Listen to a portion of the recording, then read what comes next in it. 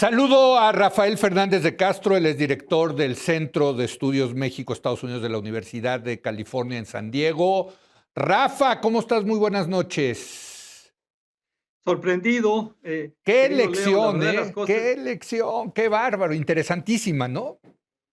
fascinante. Yo soy de la idea que la democracia corrigió los excesos del trumpismo, los excesos de estos deniers, de esos que niegan los resultados de la elección. Eran tan evidentes las mentiras de Herschel Walker, el candidato al Senado por Georgia, este exjugador de fútbol americano que está furibundo en contra del aborto, pero por otro lado resultaron 3 mujeres Sí, que él caray. ha pagado sus abortos. Entonces, unas cosas que vimos Sí. ahí.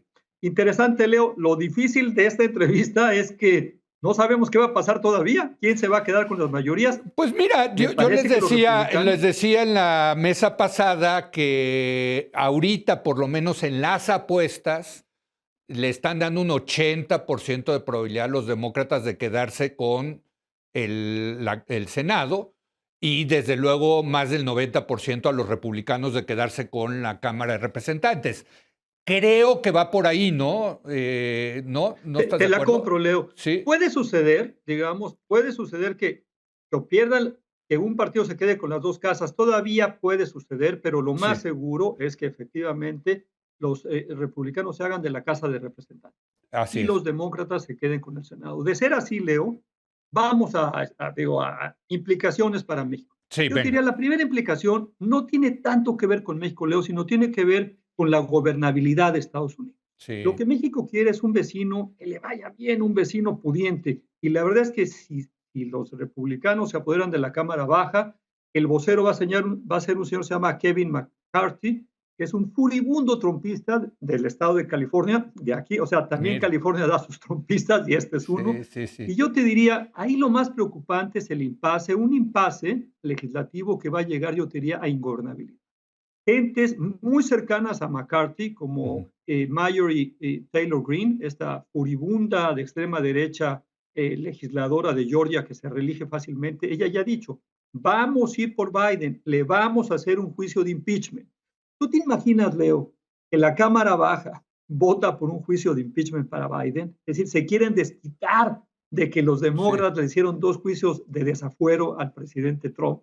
La verdad de las cosas es que yo veo un Estados Unidos en ese sentido ingobernable.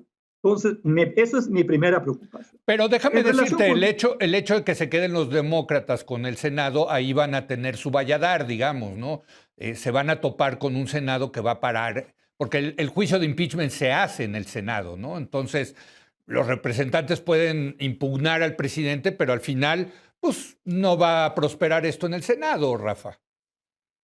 así es, Leo, efectivamente, sería justamente lo que le pasó a Trump, Sí, que la Casa Demócrata podía iniciar el juicio y se frenaba en el Senado. A lo que me refiero es al impasse, la falta de gobernabilidad, la sí, mayor polarización que vendría a Estados Unidos.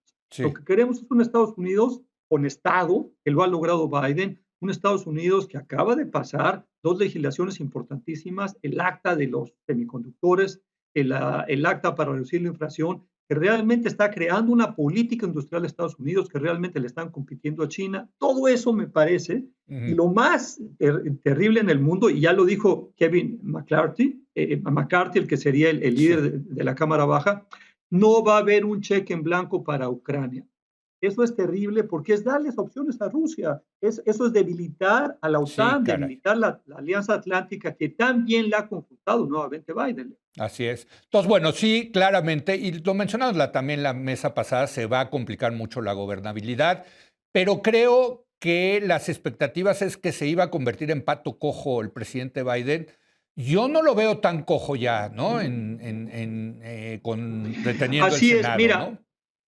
tienes toda la razón. Biden sacó el pecho, Sí, Biden hizo un esfuerzo enorme y me parece, digamos, que este mensaje de que la democracia está en peligro y las audiencias del ujú, asalto al Capitolio, me parece que por ahí sí, jugaron, incentivaron a muchos demócratas a votar. sí, Lo que también, y también hay una cosa muy importante, Leo, es decir, cómo es una mala noche para Trump y cómo es una buena noche o un buen día para el que le está haciendo a Trump, que es Ron DeSantis. Sí. Lo maravilloso de la victoria del gobernador de la Florida, Leo, es que no solamente gana por 20 puntos, sino que se lleva, fíjate qué cosa tan fascinante, el 57% del voto latino. Sí, increíble. Nunca había pasado esto. Increíble. Es enorme, es decir, se voltean los hispanos y voltean por el republicano. Entonces, me parece, digamos, que es muy importante porque esto sí le mueve las cosas a Trump.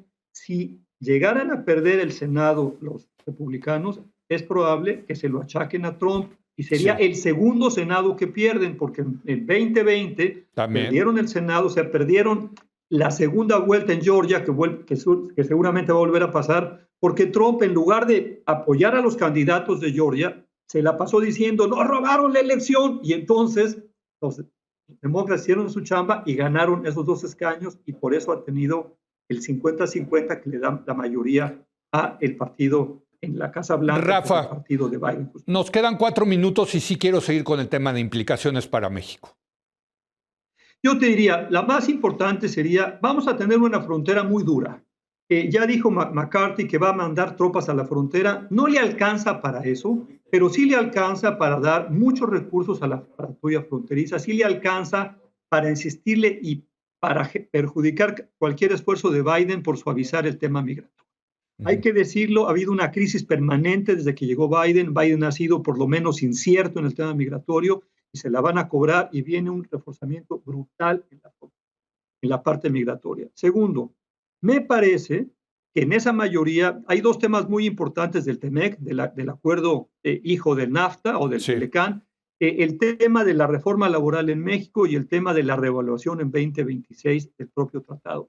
Y el propio tema, yo te diría, la controversia que hay con México en el tema de energía. Me parece que unos republicanos con mayor poder van a presionar más a México, van a presionar más a la administración, y me parece, digamos, que no son buenas noticias para México, porque si algo tienen estos republicanos que están llegando o que llegarían a la Cámara Baja, son republicanos recalcitrantes de derecha, Leo. No tienen nada que ver con Bush papá o con Reagan, que eran pro libre comercio, son realmente aislacionistas, y me parece que son muy malas noticias en general para la política exterior de Estados Unidos, y no se diga para la vecindad con México y con Canadá.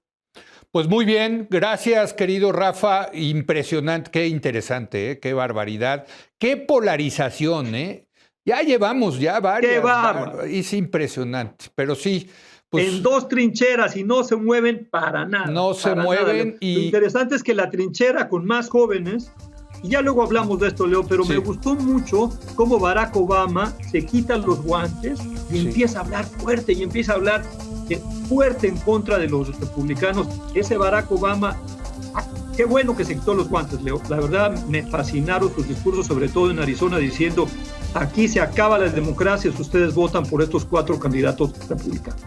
Y utilizando plataformas como TikTok con unos mensajes muy, hay que decirlo, divertidos, pero también con sustancia, porque luego los políticos usan TikTok y nada más hacen el ridículo, yo creo. Pero bueno, gracias, querido Rafa. Un abrazo, Leo.